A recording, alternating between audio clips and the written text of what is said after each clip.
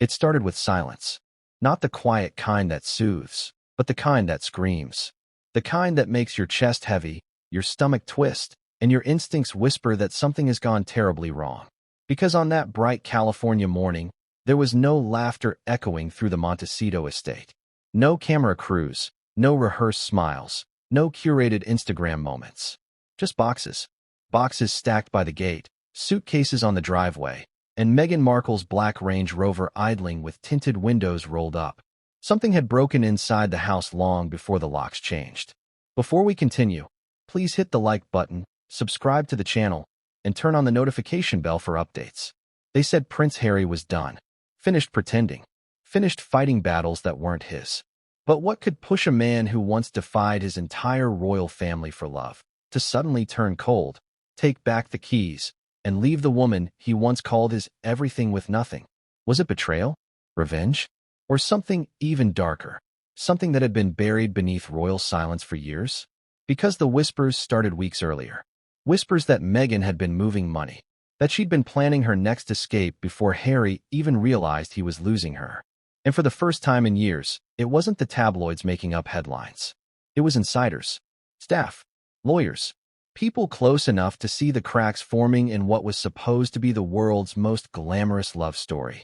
The question wasn't if the fairy tale had ended, it was how violently it did. Let's rewind. Just days before the news broke, Montecito locals claimed they saw unfamiliar moving trucks outside the Sussex estate. Security teams were tense, refusing to answer questions.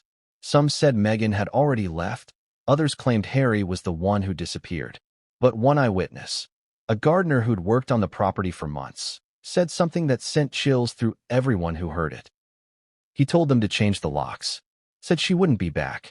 Now imagine that.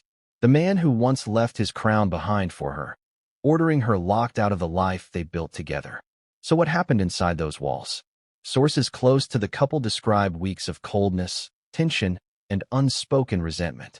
Meghan was said to be furious over dwindling media interest, Netflix cutting ties, and whispers that their brand had gone toxic. Harry, on the other hand, had grown quiet, distant, even paranoid. He'd stopped defending her in public. He'd stopped smiling in interviews. Something had shifted. One night, according to one insider, Harry confronted Meghan about transactions he couldn't explain. Donations, shell accounts, payments to unknown parties overseas. Meghan reportedly laughed it off, calling it business as usual. But for Harry, it wasn't about money. It was about trust. Because what if the love story he believed in had been a performance? He started asking questions. Questions Meghan didn't like. He contacted his lawyers, then the palace. Yes, the very family he once accused of abandoning him. The same family he'd called cold and cruel. And that's when the storm began. Charles and William didn't gloat. They didn't say, "We told you so." Instead, they did what the royal family always does. They gathered evidence. Quietly, discreetly. A private investigator, a few bank records, a few emails. What they uncovered left Harry speechless. According to leaked reports, there were communications between Meghan and a well-known media intermediary, a figure known for selling exclusive royal insight. The timing matched key leaks during the couple's most turbulent years, before the Oprah interview, before Spare's release, even before their Spotify deal collapsed. If that's true, then Harry's worst fear had come true. The woman he defended against the entire monarchy had allegedly been feeding their secrets to the very press he claimed destroyed his mother. Think about that for a second. Would you forgive the person who did that? Could you? That's the moment everything shifted. Harry stopped being a husband and started being a prince again.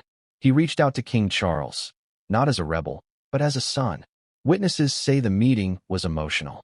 Harry reportedly broke down, apologizing for choosing wrong. And Charles, torn between pride and pity, told him something that changed everything. It's time to protect the crown again. Within days, the palace moved fast. Legal counsel, financial teams, and advisors assembled in silence. Meghan's financial privileges were quietly frozen. Joint accounts reviewed. Montecito property ownership examined. Harry had made his choice, and what followed was brutal. Reports say he personally instructed the estate security to revoke Meghan's access codes. Her keycards stopped working overnight. staff members received a memo that Ms. Markle is no longer authorized for entry without prior approval. Imagine the humiliation. For years, Meghan had branded herself as the voice of independence, the woman who broke royal chains. Now, she was being shut out, literally, by the man she once convinced to defy an empire. Neighbors described the scene as chaotic. Loud voices, car engines revving, suitcases dragged across gravel. One witness claimed they saw Meghan on the phone, yelling, pacing, her sunglasses hiding tears. Her mother, Doria Ragland, allegedly arrived shortly after, trying to calm her down. But it was too late. Because Harry was gone. He'd left before the confrontation. Sources say he didn't want to see her again. His staff handled the logistics. His lawyers handled the rest. And as the California sun set behind those Montecito hills, Meghan Markle realized the fairy tale had turned into exile. Now, the world wants answers. What made Harry act with such finality? Was it really about money? Or something deeper, something emotional, personal, irreparable? Some insiders whisper that Harry discovered private recordings, conversations that were never meant to be heard, proof of manipulation. Others claim it was about Archie and Lilibet, custody arrangements, education, even questions of lineage. No one knows for sure, but everyone agrees on one thing. This wasn't just a breakup. It was a royal reckoning. Harry's friends reportedly say he feels relieved, free for the first time in years. But free from what? His wife? Or the illusion he'd been living under? And Meghan? She's said to be devastated, calling it an act of cruelty. Yet behind the tears, insiders claim she's already plotting her next move. Hollywood appearances, exclusive interviews, maybe even a tell-all sequel.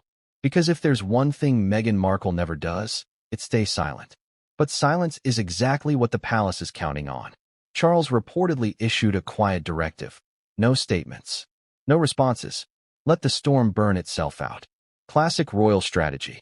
Meanwhile, Meghan's team is fighting back in whispers. Anonymous sources planting sympathetic narratives online, painting her as the victim of royal punishment.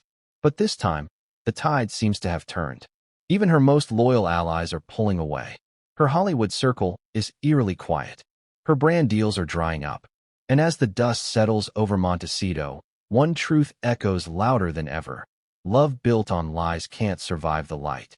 But the question still remains. What did Harry actually find that made him take everything, even her access, and walk away without looking back? Because if rumors are true, there's a secret file. A folder marked private, for royal council only. And its contents may just explain everything. But that comes next. It was barely sunrise when the confrontation began. The air in Montecito was heavy, like it knew something monumental was about to happen. The estate that once symbolized love and rebellion now stood as the scene of heartbreak, betrayal, and royal reckoning. The world's most famous runaway prince was no longer running. He was standing still, staring at the ruins of the life he built, and deciding to burn it down. Chapter 1. The day the locks changed. The morning Meghan Markle returned to her mansion, everything looked the same. The towering gates, the manicured roses, the white stucco walls glinting under California's golden light. But something felt off. Her key fob didn't work. The iron gates that once swung open at her approach remained stubbornly shut. For a moment, she thought it was a glitch. Security systems fail. Batteries die. But when her second attempt failed and her call to the head of security went unanswered, that's when the panic began to rise. She lowered her sunglasses, dialed Harry's number, and waited. 1 ring. 2 rings. Straight to voicemail. It wasn't until she noticed the staff avoiding her gaze, the gardeners, the driver, even the housekeeper who usually greeted her with a warm smile, that it hit her. Something had changed. Something had shifted. According to one insider, Meghan's calls to Harry that morning reached a total of 17. Each one unanswered. Each message more desperate than the last. Harry, this isn't funny. Call me right now. What's going on? But Harry wasn't in Montecito anymore. He had left the night before, boarding a private flight out of Santa Barbara under strict secrecy. His destination wasn't disclosed, not even to his personal staff. All anyone knew was that he took a single suitcase, his wedding ring left behind on the dresser. Inside the house, Meghan's name had already been erased from key accounts. Security authorization revoked. her assistants reassigned to the palace legal office. Her luxury cars, purchased under joint ownership, impounded within hours. In less than 24 hours, Meghan Markle went from duchess to outsider. The irony wasn't lost on her. She had fought so hard to escape the royal family's control, only to find herself locked out of her own home by the man who once promised her independence. Neighbors later described the scene as chaotic. You could hear her yelling from the street, one witness claimed. It wasn't anger at first, it was disbelief. Like she couldn't comprehend what was happening. But the worst part? She didn't yet know the full story. She thought it was a misunderstanding, a temporary punishment, maybe even a stunt. She had no idea Harry had discovered the truth. The build-up to that moment didn't happen overnight. For months, cracks had been forming behind the walls of that mansion. Arguments disguised as creative disagreements. Nights spent in separate rooms. Harry's increasing visits to London, under the guise of charity work, when in truth, he was meeting quietly with his father and brother. King Charles had given him a choice: reconcile with your blood, or be cut off for good. And for the first time, Harry didn't argue. He listened. Reports claimed that during one of those meetings at Clarence House, Charles handed Harry a folder. A thick, cream-colored folder sealed with the royal insignia. Inside, emails, financial transfers, and personal correspondences, all tracing back to Meghan. Communications that shouldn't have existed. Messages with names blurred for security reasons, but enough context to make the implication clear. She'd been talking to people she shouldn't have been talking to, about things no one outside the palace walls should ever know. At first, Harry refused to believe it. It has to be forged, he said, his voice trembling. She would never. But the evidence kept stacking up. Dates matched incidents. Leaks that once seemed random now made sense. Each time a scandal broke in the media, there was a corresponding transfer from an obscure consulting fund. And then came the recording. A private audio file, timestamped during a period when Meghan had denied any contact with the press. Her voice, unmistakable, calm, articulate, and negotiating. Exclusive content comes at a cost, she said. But it has to sound like a leak, not a sale. That was it. That was the moment something inside Harry broke. He didn't scream. He didn't cry. He simply nodded, closed the folder, and walked out of the palace without a word. By the next morning, lawyers were drafting separation clauses, account freezes, and ownership transfers. When word reached Meghan's circle in Los Angeles, panic spread fast. Her PR team scrambled to manage the narrative, crafting sympathetic headlines, pitching the misunderstanding angle, even preparing emergency press statements claiming temporary technical issues at the Montecito estate. But none of it mattered. Harry had made up his mind. He ordered the locks changed, her access revoked, and her name removed from all joint trusts. Insiders say he left her a single handwritten note, delivered by courier. Don't contact me until you're ready to tell me the truth. That's it. No signature. No emotion. Just finality. By midday, Meghan's fury replaced her shock. He can't do this to me, she reportedly screamed during a phone call to her lawyer. He can't just throw me out like I'm some stranger. But he could. And he did. What's more haunting is that the royal family didn't stop him. They encouraged it. King Charles allegedly told his advisors, let him handle it his way. The lesson will be its own punishment. In other words, this wasn't a royal intervention, it was a royal test.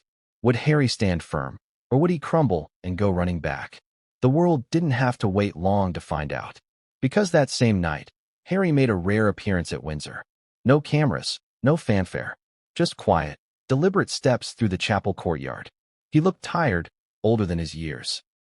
But for the first time in a long time, people said he looked like a man who'd made peace with himself. Meanwhile, back in Montecito, Meghan sat alone in the mansion driveway, staring at the gates that refused to open. Paparazzi photos later showed her clutching her phone, a single tear slipping down her cheek. Some say she called her mother. Others say she called her lawyers. But one detail stood out: a small box sitting beside her, labeled personal letters. What was inside? No one knows. But one source claimed it contained notes and mementos from the early days of her romance with Harry.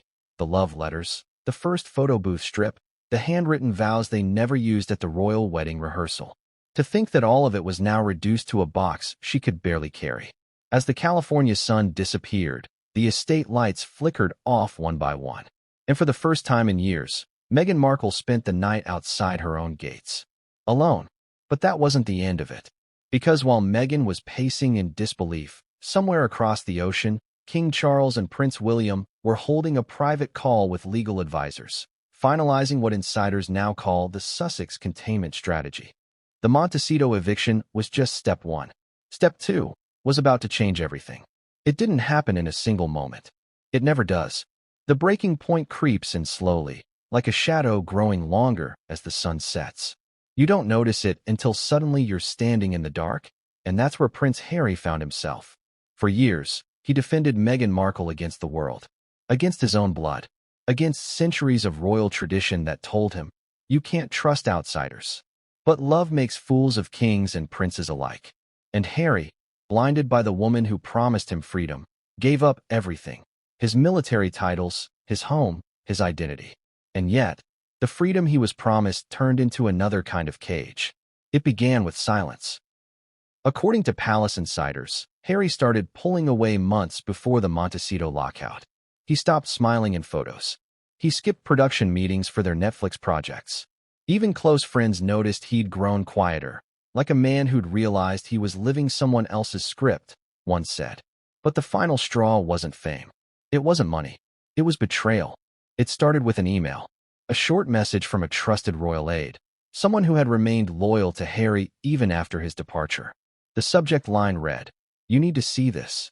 Attached was a file, encrypted. When Harry opened it, his hands trembled.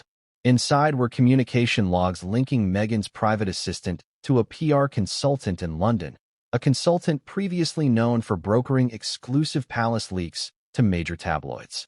Dates, times, payments. Each one lined up with stories that had humiliated the royal family at its lowest moments. The implication was brutal.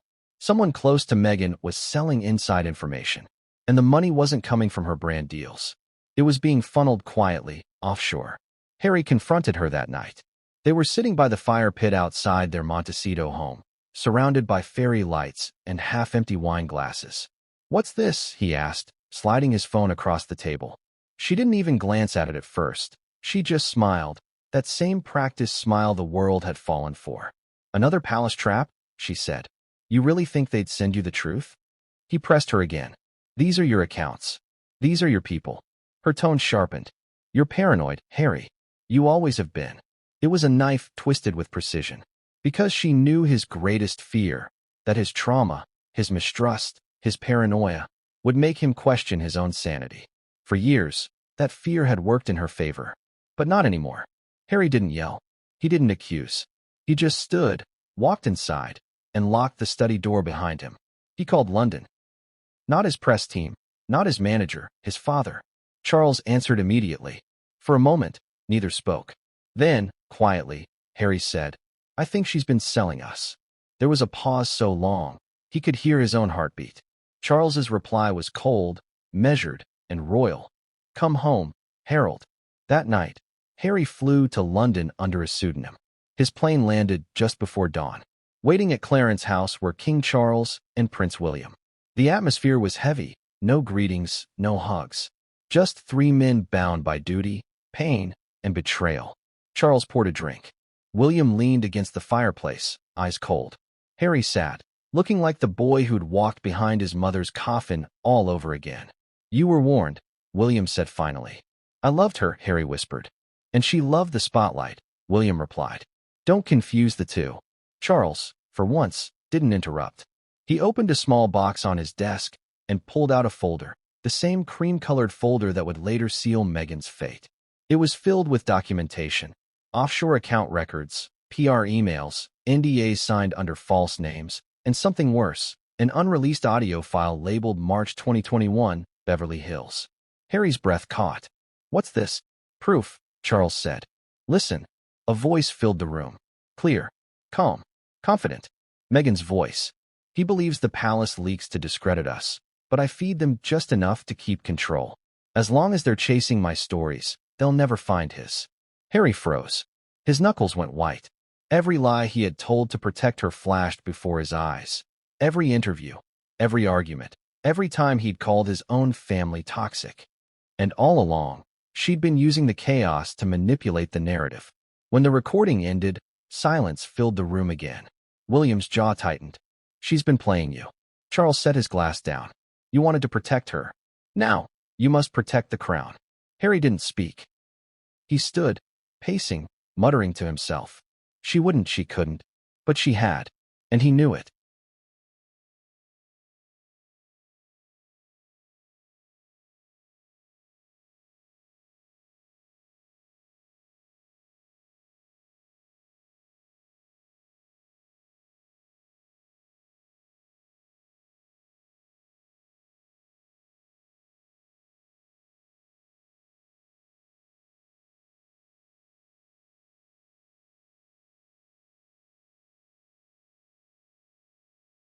That was the breaking point. Not the betrayal itself, but the realization that he had sacrificed his family, his identity, and his honor for someone who had used his pain as her leverage. He spent the next 3 days at Clarence's house, out of sight from the press. Advisors came and went. Lawyers reviewed clauses from their U.S. foundation. Financial experts traced transactions that linked Meghan's personal accounts to offshore recipients. It was airtight. Even royal aides, known for their discretion, described Harry's reaction as devastated, then determined. He told them quietly, "She took everything I gave her and made me the villain in my own story." From that moment, Harry wasn't the prince who left the palace. He was the prince returning to claim his redemption. King Charles gave him the green light to act independently. "Handle this as you see fit," he said. "You owe her no explanation." By the time Harry boarded his flight back to California, everything was already in motion. Meghan didn't know it yet, but her world was collapsing behind the scenes. Joint accounts were frozen. Legal teams prepared separation documents. Palace lawyers drafted statements that would never need to be released. Their silence would say enough. Back in Montecito, Harry arrived quietly at night. He went straight to his office, unplugged his personal devices, and retrieved a hidden envelope from a locked drawer. Inside was a letter he had written months earlier but never sent. "Love," it began, "is only real when it's honest. You taught me how lies can wear a smile." He sealed it, placed it on her vanity, and left the next morning without a word. Neighbors later described seeing his black SUV leaving the estate just before dawn. His face unreadable, eyes fixed straight ahead. The same gardener who had seen Meghan shouting at the gates would later say, "He didn't look angry. He looked free." Back in London, William was informed of Harry's decision. His only reply? "Finally." But freedom always comes with a price.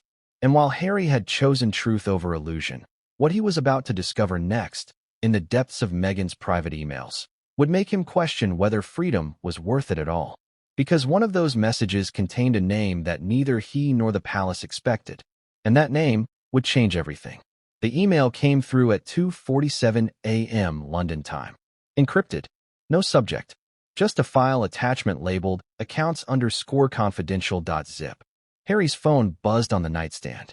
He rubbed his eyes, half asleep, but when he saw the sender, a discreet royal aide known only to him and Charles, he sat up immediately. He opened the message. Inside were spreadsheets. Dozens of them. Names, transfer dates, currencies, and obscure codes. At first glance, they looked like the kind of files you'd expect from accountants managing foundation grants or public donations. But Harry's gut told him otherwise. Because every one of those files had something in common, Meghan's initials. For a moment, he didn't understand what he was seeing. Then the numbers hit him like a tidal wave. 6-figure transfers. Offshore accounts. Payments to entities registered in the Cayman Islands, Belize, Malta, and Dubai. The money had been moving quietly, under the guise of consulting fees and content strategy funding. But when Harry cross-referenced the dates, the pattern became impossible to ignore. Every transfer coincided with a media scandal involving the royal family. The Oprah interview fallout. The Queen's health rumors. Leaks about William's alleged feud with Harry. Each time chaos erupted, the same accounts lit up. It wasn't random. It was deliberate. Harry slumped back in his chair, his heart pounding. His breathing quickened as he scrolled down the list. He recognized one name, Meridian Communications Group. That was the PR firm Meghan had once hired after their royal exit, the one she said was strictly for image management. But one payment stood out. $275,000 labeled Narrative Consultation, March 2021. That was the month they recorded the Oprah interview. Coincidence? Or payment? Harry felt sick. He forwarded the files to his lawyer in London with a simple note. Find out if these are legitimate. Then, for the first time in months, he called his brother. William answered after 2 rings. You're awake, Harry said quietly. I've been awake since the day you left, William replied. His tone wasn't cruel, it was exhausted. There's something you should see, Harry said. You were right. A pause. Then about her. Harry didn't answer. The silence was enough. The following morning, palace officials met in a private video call. Charles joined from Clarence House. William from Kensington. Harry from a secured line in Montecito. His voice cracked as he described what he'd found. Charles didn't interrupt once. But when the call ended, his parting words were chilling. You know what this means, don't you? Harry nodded. It means she's been playing all of us. But that wasn't the full truth. Because Meghan hadn't just been moving money, she'd been hiding it. A forensic accountant hired by the palace uncovered what they called shadow foundations, shell entities registered under the Sussex brand but controlled entirely by Meghan's private legal team. The funds, supposedly charitable, had no verified beneficiaries. The transactions vanished offshore within hours of deposit. And here's the kicker.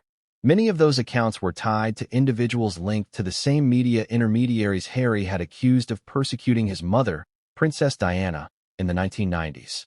History wasn't just repeating itself, it was being monetized. When Harry's lawyer confirmed the findings, his hands shook so badly he could barely hold the phone. The betrayal wasn't just financial, it was symbolic. Meghan hadn't merely used him for money. She'd used his pain, his trauma, and his name to build a brand she could cash out of. One insider described it bluntly. She weaponized his heartbreak. But Harry wasn't the same naive prince anymore. This time, he fought back. He called a private meeting with his attorneys, demanding full control of all joint accounts, properties, and brand assets. He authorized a forensic sweep of their charitable foundations and trademark registrations. The results were worse than anyone imagined.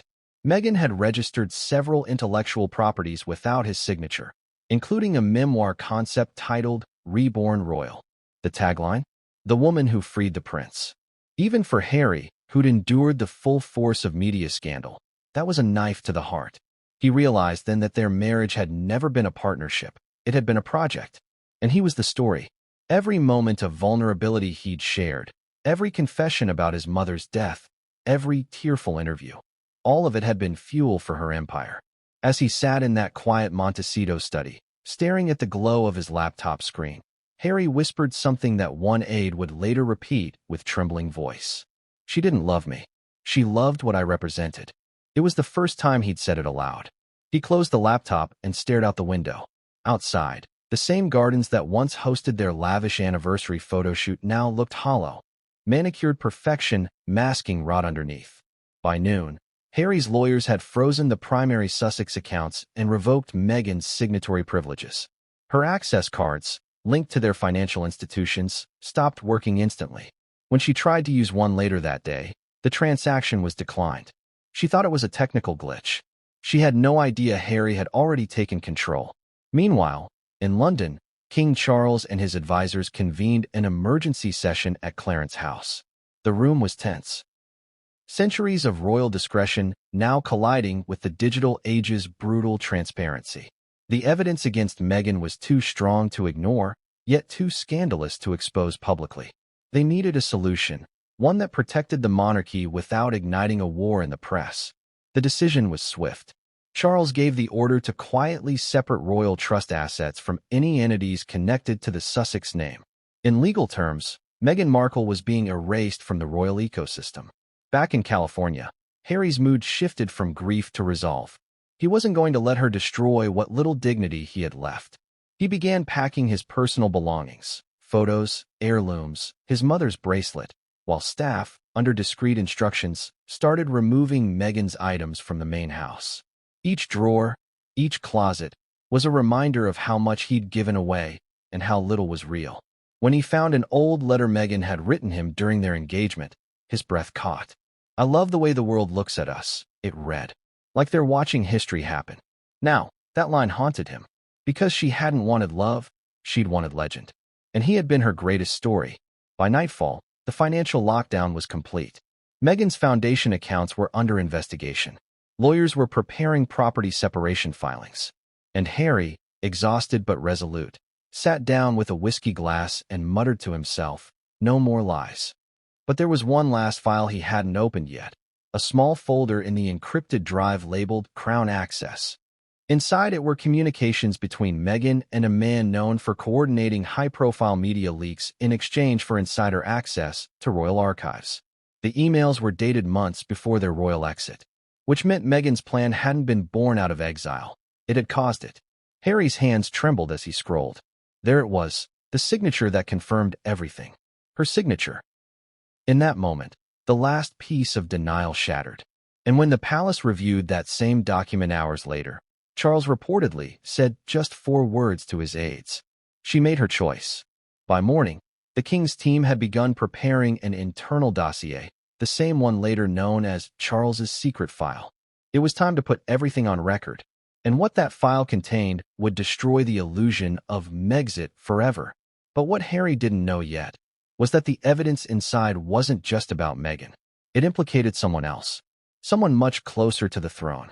And once he saw the name, nothing, not even royal blood, would be sacred again. The door to Clarence's house closed with a muffled thud, sealing Harry inside the room where family secrets lived and reputations were buried. The curtains were drawn tight, the air thick with the scent of old paper and polished wood. King Charles sat at the head of the long mahogany table, silent, his eyes fixed on the cream-colored folder in front of him, the one that had been waiting for Harry since the moment he landed back in London. Harry hesitated at the threshold, feeling the weight of the palace pressing down on him. Memories rushed back. Childhood dinners where laughter was forbidden, the sound of cameras clicking during funerals, his mother's soft voice echoing through walls that now felt haunted. This wasn't just a meeting. It was Judgment Day. "Sit down," Charles said softly. His tone was calm, but not kind. Harry obeyed, lowering himself into the chair opposite his father. Prince William leaned against the fireplace, arms crossed, eyes sharp but unreadable. No one spoke for a long time. Finally, Charles reached for the folder and pushed it toward his son. "Everything we found is in there." Harry's fingers trembled as he unfastened the clasp. Inside, the first page bore a royal watermark and the title, Confidential, Sussex File, Internal Investigation. His eyes scanned the first few lines, then froze. It wasn't just about Meghan. It was about both of them. Emails, memos, financial trails, and, buried halfway through the stack, a transcript labeled Private Correspondence, Unauthorized Communication. Who compiled this? Harry asked. His voice cracked despite his effort to sound composed. Charles didn't blink. It was authorized by the Crown Office, with external assistance. That meant intelligence, government-level monitoring. This wasn't just family business anymore. Harry flipped through the documents, page after page revealing patterns, deliberate leaks to the press, orchestrated PR manipulation, and detailed strategies on how to control the narrative of the Sussex story. Each entry dated months before they left the UK. One paragraph made him stop cold. Subject engaged in confidential communication with international outlets regarding royal family operations, offering exclusive insights in exchange for undisclosed compensation. Harry felt his stomach twist. "She sold them our lives," he whispered. William's voice cut through the silence. "She didn't just sell yours, Harry. She sold all of ours." Charles sighed heavily, removing his glasses. "We traced several payments from entertainment networks directly linked to her media partners. They used shell companies, the same ones connected to those hidden accounts." Harry's jaw clenched. He wanted to believe there was an explanation, some misunderstanding, some cruel coincidence. But the documents told a story no love could erase. He turned another page and froze again. This one wasn't about Meghan. It was about someone else, a collaborator. A name was partially redacted, but one section of an email remained visible. As discussed, ensure payment confirmation before delivery of the Windsor correspondence. The Duke will never know. Harry's heart pounded. Who's the other person? Charles didn't answer right away. He exchanged a brief glance with William, who looked away. "Tell me," Harry pressed. Charles finally met his son's eyes. It's someone she knew before she met you. Someone she used to reach the press. Harry stared, confusion flickering into fury. Who? Charles opened another folder, slimmer, labeled Addendum, Media Coordination. Inside was a photograph. It was of Meghan, smiling, shaking hands with a well-known media executive at a charity gala, a man later accused of orchestrating invasive tabloid coverage during Diana's final years. Harry's world went silent. That was the connection, the cycle repeating. The same industry that destroyed his mother, and now, the same woman he'd trusted had gone straight to them. William spoke first. She didn't just betray you. She weaponized your mother's memory. Harry's throat went dry. No, he whispered, shaking his head. No, she wouldn't. But the photo said otherwise. The dates, the receipts, the correspondence, it was all there. Charles pushed another document toward him. That's the verification. Signed under one of her shell entities. She was paid for interviews before you ever agreed to them. The room spun. He saw flashes of the past. The Oprah interview, the Netflix deal, the staged photo shoots meant to show unity. He remembered how she'd cried on camera, how he'd held her hand thinking they were victims of the same monster. But now he realized the monster had been invited inside. The king's voice softened. We tried to protect you, Harold, but you wouldn't let us. For the first time in years, Harry felt the sting of those words. He looked up at his father, not as a king, but as a man who'd watched his family torn apart by the same media machine his son had once fled to escape. What do I do now? Harry asked quietly. Charles leaned back, folding his hands. You act like a Windsor. You handle it privately, decisively, and without mercy. William added, and you never let her back through those gates. Harry didn't answer. He just stared down at the folder, the weight of it pressing into his hands like a stone. Every page was a confession, every line another cut through the illusion he'd built his life on. But one page near the end caught his eye, a short memo from the palace legal team titled Proposed Containment Strategy. It listed 3 bullet points. Freeze joint assets and revoke shared trusts. Initiate property separation under royal council supervision. Retain sole guardianship authority over royal titles and inheritances. He read the last line twice. Ensure full control of the Sussex legacy before public exposure occurs. That was the moment Harry understood the full magnitude of what was happening. This wasn't just the end of a marriage. It was the erasure of an empire they'd built together, one he'd thought was theirs, but had always been hers. When he closed the folder, he looked different. Harder. Older. Burn it, he said finally. Charles raised an eyebrow. What? The folder, Harry repeated, his voice steady now. I don't want it to exist. I don't need the proof anymore. Charles exchanged a look with William, who nodded almost imperceptibly. And in that quiet, ancient room, King Charles slowly took the file, opened the fireplace grate, and set it alight. The flames caught quickly, curling the edges of the papers into black ash. As the fire consumed the evidence, Harry whispered under his breath, She took everything, but she won't take my soul. William placed a hand on his shoulder. Then start by taking back your life. The next morning, Harry returned to California with a new kind of silence. Not the helpless one that haunted him before, but the quiet resolve of a man preparing for war.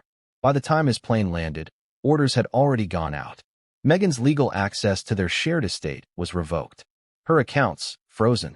Her brand team, dismissed. But there was one last thing Harry didn't expect. Because while he was burning the file in London, Meghan had already made her next move in California, and it was about to ignite a scandal that would send shockwaves through both continents. And when he saw her name trending again, tied to a leak even he couldn't explain, Harry realized the fire he thought he'd put out was only just beginning. It was 4:57 a.m. when the first light touched the Montecito hills, that eerie, silver hour when everything is quiet enough to hear your own guilt breathing beside you. Inside the Sussex mansion, the air was thick, charged.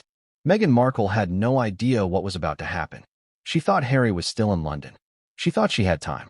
She thought, as always, that she could control the story. But that morning, control was the one thing she didn't have. Harry's black Range Rover rolled up the private driveway with headlights off. He didn't bring security. He didn't bring his assistant. It was just him, and the truth burning in his chest. For days, he'd been turning over every piece of evidence in his mind. The secret accounts, the recordings, The file Charles had shown him. The same one he watched go up in flames, yet somehow still burned inside his head. He wanted answers. Not from lawyers. Not from aides. From her. The woman he had once sworn he would protect from the world. He parked, stepped out, and stood for a moment in the dawn chill, staring at the home that was no longer his. A home built on love, now layered with lies. Then, without hesitation, he walked up to the front door and entered the code. It didn't work. A bitter laugh escaped his throat. She had changed the locks too. He wasn't surprised. He knocked, hard. Inside, Meghan stirred awake. Still half asleep, she slipped on a robe, confused. Who would be at the door before sunrise? When she saw the shadow through the frosted glass, her stomach dropped. She knew that posture, that silence, that tension. "Harry," she called, her voice sharp but shaky. "Open the door." Her hand froze on the handle. There was something in his tone she hadn't heard before. It wasn't anger. It wasn't love.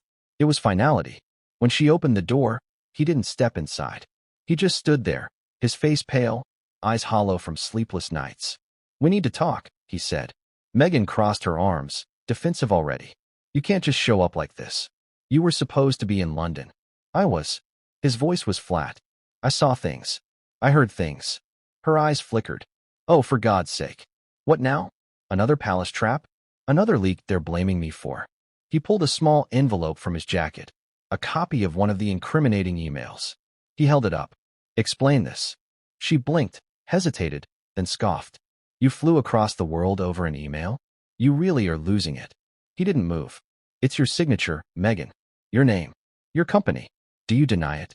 She stepped closer, her tone softening, calculated. "Harry, they're turning you against me. This is what they do. Divide and conquer. You think my name can't be forged? You think they wouldn't fabricate?" "Stop." His voice cracked, cutting through her defense like glass. "Stop lying to me." She froze. He looked broken, but not in the way she expected. This wasn't weakness. This was a man stripped of illusions, seeing her clearly for the first time. "I listened to the recordings," he said quietly. Her expression changed in an instant. That flicker of panic, gone as soon as it appeared. But it was too late. He saw it. "What recordings?" she asked. "You know which ones." He stepped inside now, walking past her into the hallway lined with their framed photos, engagement smiles, royal events, red carpet moments that now felt like props from a theater play. He paused in front of one, the black and white photo from their wedding reception, her hand on his chest, his eyes full of trust. "Do you remember this night?" he asked. She exhaled sharply. "Harry, what is this?" "Some sort of emotional ambush." "I remember it," he said. "You told me you'd never lie to me, that we'd always face everything together. But you were already selling stories, weren't you? Already planning your next move." Her mask slipped, just for a second. "Don't be dramatic. You knew what we were getting into. We were building a brand." He turned. "A brand? I gave you a life. You gave me a performance." Her voice rose. "Everything we did, the interviews, the deals, it was survival. You think they would have let us live otherwise? You think your family wouldn't have destroyed us if we didn't play their game?" He shook his head slowly. "You didn't play their game, Meghan. You became them." For a long moment, there was silence. The kind that vibrates in the air between two people who finally know they're finished. Then Harry pulled something from his pocket, a small digital recorder. He placed it on the counter between them. "This was in your office," he said. Her eyes widened. "You went through my things." "You were recording private calls," he replied. "Conversations with palace staff, with journalists, even with your own lawyer. I heard you negotiating the leak. The one about my father's health." Meghan's face drained of color. "That's not true." "Your voice is on it," he snapped, slamming his hand on the counter. "You said, it'll make him look weak, sympathy sells." The words echoed through the marble kitchen like thunder. Her lips trembled, not with remorse, but with fury. "You have no idea what you're doing. They'll destroy you next. They'll make you their pawn again." "Maybe," he said, "but at least I won't be yours." For the first time, Meghan was speechless. Harry took a deep breath and stepped closer. "I wanted to believe you, even after everything. I defended you when no one else would. But you made me the villain in my own story." Tears welled in her eyes, not from guilt, but from fear. She could feel her empire collapsing. The silence between them wasn't just marital, it was royal. It was global. He turned toward the door. "Harry, Don't walk away, she pleaded. You can't just end this. He paused, glancing over his shoulder. You ended it a long time ago. I just didn't see it. He walked out. The door closed softly, but the sound hit her like a gunshot. She stood motionless for a full minute before collapsing into a chair, trembling. Her mind was spinning. How much did he know? How much had he recorded? How much had the palace told him? Then her phone buzzed. A message from an unknown number. You've been compromised. He is everything. Her blood ran cold. Meanwhile, in a private jet flying out of Santa Barbara, Harry sat alone, staring at the recorder in his hand. The last thing she'd said echoed in his mind. They'll destroy you next. He knew she wasn't wrong, because by confronting her, he hadn't just ended a marriage. He had declared war, not just on Meghan, but on every secret they had buried together. And the first casualty was already on its way to the press. Back in London, a tabloid editor opened an anonymous email with an audio attachment labeled Royal Betrayal, the Meghan Files. Within hours, clips began circulating in encrypted journalist circles. Someone had leaked the confrontation recording, not the one Harry found, but the one from that morning. The walls had ears, and the cameras at Montecito had been running. Meghan's voice, Harry's voice, the argument, the confession, the war had gone public. But who leaked it? Because when Harry checked his phone mid-flight, there was one unread message from an unknown sender. You think she was working alone? It started as a rumor, the kind that burns through the internet before anyone knows where it began. A voice note, a private recording, a single clip whispered to have the power to destroy everything Meghan Markle had built and everything Prince Harry had left. At first, no one believed it. Social media dismissed it as another palace plant, another fake scandal stirred by royal loyalists. But when the audio file began circulating in encrypted journalist groups, when editors started getting anonymous tips from throwaway accounts, people realized this wasn't tabloid gossip. This was real. And once the first outlet confirmed the voices, there was no going back. The file wasn't long, barely 4 minutes. But those 4 minutes contained enough to ignite a storm that even Buckingham Palace wasn't prepared for. It began with the sound of a door closing. Then a voice, sharp, cold, unmistakable. Meghan's. I told you, it's all about control. You let them believe what they want, and you sell the rest. Then came Harry's voice. Calm, shaking. You're talking about my family. You're still obsessed with your family, she replied, her tone clipped, impatient. I'm talking about survival. Click. The recording cut abruptly. The silence afterward was more damning than any words could have been. Within hours, the clip was on every major news network. BBC, CNN, TMZ, and Sky News all claimed to be verifying authenticity. But deep down, everyone already knew the voices were theirs. Buckingham Palace went into lockdown mode. Legal teams scrambled, spokespersons refused to comment, and aides whispered that this was the most dangerous leak since the Diana tapes. Meanwhile, in Montecito, Meghan's phone was ringing nonstop. PR advisors, lawyers, former friends, everyone was panicking. One of them reportedly told her, if that's really your voice, it's over. But Meghan wasn't crying. She was pacing, angry, calculating. Because if there was one thing Meghan Markle knew how to do, it was to turn disaster into opportunity. She called her publicist. We'll spin it. Say it's AI. Deep fake. We'll threaten lawsuits. We'll play the victim card again. But this time, the public wasn't buying it. Even her most loyal supporters online, the ones who had defended her against every royal headline, were quiet. The audio was too raw, too real. Harry, meanwhile, was thousands of miles away. He'd flown back to London immediately after the confrontation, trying to protect what was left of his family's reputation. But when he stepped off the plane and saw the flashbulbs already waiting, he knew he was too late. The war wasn't private anymore. Inside Buckingham Palace, a crisis meeting was underway. Charles, grim-faced, sat with his senior advisors and William beside him. Damage assessment, the king demanded. An aide hesitated. The file is genuine, Your Majesty. It's already viral. We can't stop it now. Charles rubbed his temples. And the boy? Harry's en route. He's been silent so far. William leaned forward, his jaw tight. He's the only one who can shut this down. He has to speak, on record. Charles nodded slowly. Then we'll bring him home. But Harry wasn't ready to speak. Because there was another recording, one he hadn't told anyone about yet. The original file he'd found in Meghan's office wasn't the same as the viral clip. That one, the one labeled private, counsel use only, was longer. It contained conversations Meghan had recorded secretly over several months. It wasn't just gossip. It was strategy. She'd been consulting with journalists, PR advisors, and even members of parliament, discussing how to manipulate headlines, how to weaponize interviews, how to control the royal narrative in America and Britain simultaneously. And in one of those recordings, Harry heard something that made his blood run cold. A voice on the other end of the call, male, British accent, well spoken, said, "The palace will crumble under pressure if we can get him to turn on his brother publicly." And Meghan replied, calmly, "He already has. He just doesn't know it yet." That line haunted him, because she was right. He had turned on William. He'd done it in interviews, in his book, in front of millions. And now he realized that every word had been part of her plan. He'd been the weapon all along. That was the real betrayal.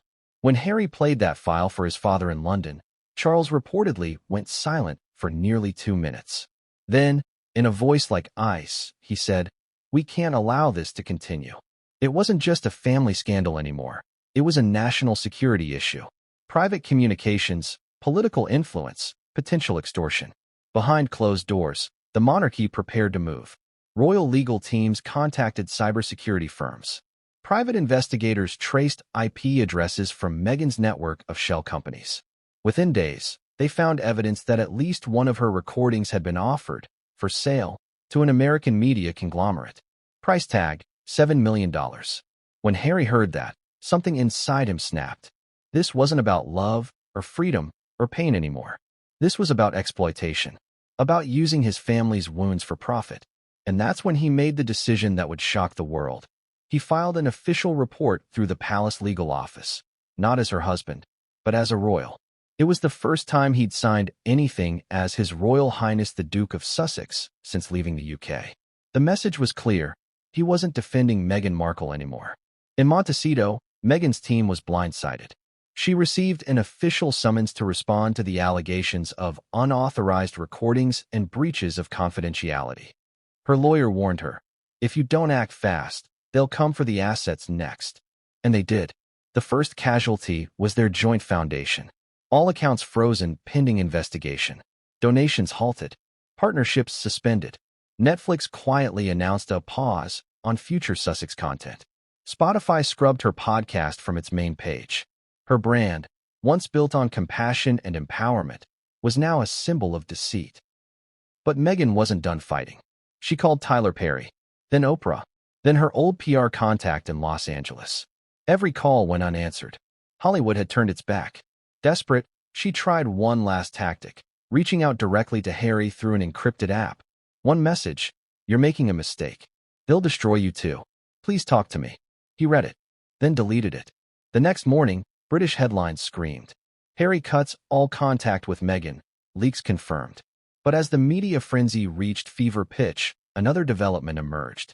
A second audio file, longer, clearer, leaked anonymously to an investigative journalist known for exposing government corruption. This one contained Meghan speaking with a high-level royal aide, discussing palace operations, private schedules, and, most damningly, suggesting a fabricated story about the Queen's health to shift public sympathy. When the clip was authenticated by experts, it became undeniable. Meghan hadn't just betrayed the royal family, she'd exploited it. And the palace, now fully armed with evidence, began preparing the next step. Legal proceedings, asset seizure, title revocation. The Queen had once said, "Reputations take lifetimes to build and seconds to destroy." Now, her grandson was watching that prophecy unfold in real time. But as Harry stood outside Buckingham Palace, staring at the reporters screaming his name, one question echoed louder than all the chaos. If Meghan didn't leak the first audio herself, who did? Because the anonymous sender who'd released it to the world had left behind one chilling message attached to the file. "This isn't revenge. It's justice." London hadn't slept. By dawn, the streets outside Buckingham Palace were swarming with reporters, royal watchers, and protesters holding signs that read, "Justice for Harry," and "Meghan lied." The air was thick with tension, that electric silence before history turns a corner. Inside, The palace had declared what staff quietly called Condition Windsor. Total operational lockdown. No press statements. No leaks. No mercy. King Charles had been up all night, pacing his private study in Windsor Castle. The viral audios had turned the monarchy's private shame into a public crisis. It wasn't just Meghan's reputation on the line anymore. It was the crown's integrity. Charles knew the truth. This wasn't a PR battle anymore. It was a war. At 5:30 a.m., he summoned his inner circle. Advisors, lawyers, senior aides, and, crucially, Prince William. Harry had been advised not to attend this first strategy meeting. He was too close, too raw, too volatile. Charles needed clear heads, not wounded hearts. The mood in the room was grim. The king's private secretary began with the words everyone had been avoiding. Your Majesty, the damage is escalating by the hour. U.S. media is framing this as a betrayal of state secrets. Legal teams are suggesting we pursue immediate action to isolate the family's assets from the Sussex estate. Charles leaned back, his jaw tightening. Do it. William spoke next. We can't keep quiet forever. The longer we say nothing, the louder her version becomes. Charles shook his head. Her version is finished. The world's heard the tape. There's no spin strong enough to rewrite that. But she'll still fight, William said. She's cornered, and cornered people bite. The king's gaze darkened. Then we prepare for that bite. He gave a simple order. Activate Royal Council Directive. The room froze. That phrase hadn't been uttered in over a decade. Not since the Diana inquiry files were unsealed. It meant a full legal and financial counteroffensive sanctioned by the crown. Everything Meghan still possessed that touched royal property, privilege, or intellectual association would now fall under review. By 9 a.m., letters had gone out.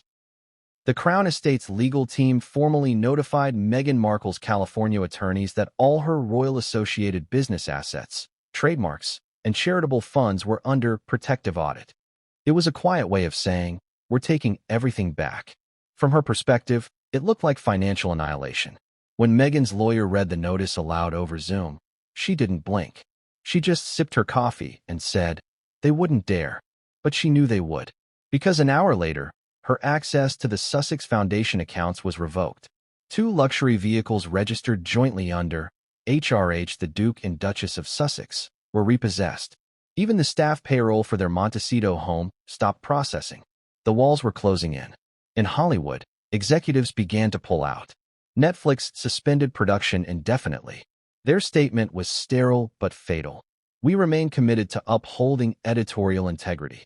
Translation: we don't want a scandal this radioactive. Spotify deleted the last remnants of Meghan's podcast from its homepage. Her emails to Vogue and Variety went unanswered. For a woman who'd spent her life mastering image, the silence was suffocating. And yet, Meghan still refused to surrender. In the early afternoon, she called a private meeting with her PR strategist, one of the few allies who hadn't yet ghosted her. The idea was simple but dangerous. Go public before the palace did. Paint herself as the scapegoat of a royal machine desperate to silence her. They can't destroy what the world already sees, she said, pacing the living room of her Montecito home. We turn this into another Diana story, a woman crushed by the crown's cruelty. It worked before. It'll work again. Her strategist hesitated. But this isn't 2020, Meghan. The tide's changed. Even your supporters think you went too far. This isn't sympathy anymore. It's suspicion. Then we shift it back, she snapped. I'll give an exclusive. Not Oprah, someone younger, edgier. Maybe Trevor Noah. Someone who can make me human again. But before the interview could even be arranged, the palace struck again, not with words, but with proof. At exactly 4 p.m. London time, the Royal Communications Office issued a rare statement on behalf of King Charles himself. The Crown takes the matter of confidential information with the utmost seriousness. Steps are being taken to protect the institution and those who serve it. No further comment will be made. It was short, surgical, but attached to the digital press release was a single image, the official royal seal stamped across a document titled Crown Protection Order. For anyone who understood royal protocol, it was devastating. It meant Meghan Markle was being legally isolated from royal privileges. Her access to titles, trusts, and protection funds had been suspended. She was now, effectively, a private citizen again. When the news broke, the world gasped. Headlines erupted across continents. King Charles moves against Meghan, legal firestorm begins. Royal retaliation, the crown strikes back. Duchess no more. Meghan's phone lit up like a Christmas tree. Her lawyer begged her to stay silent. Her PR team urged her to disappear for a few weeks. But she couldn't. She went live. On Instagram, without warning, Meghan posted a black and white selfie. No makeup, just tears, deliberate or not. The caption read, "They silenced Diana. They won't silence me." The post hit 3 million likes in under an hour. But the comments told a different story.